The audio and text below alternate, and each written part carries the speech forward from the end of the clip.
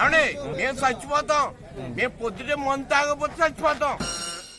ఏమండి సుబ్బారావు గారు విన్నారా? మన దేశంలో ఎంతమంది తాగుబోతులు తయారవుతున్నారండి.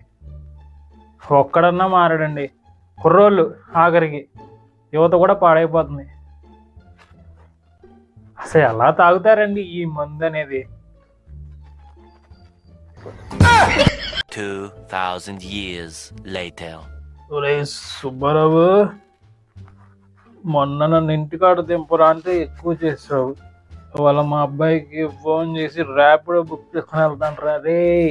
ఫోన్ ఫోన్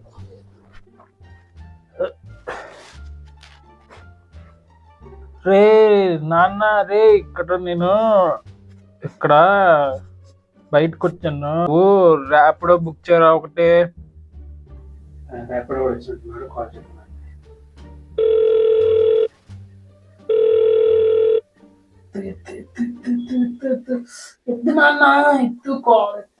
అంటవా అమ్మవా అంటవా అమ్మవా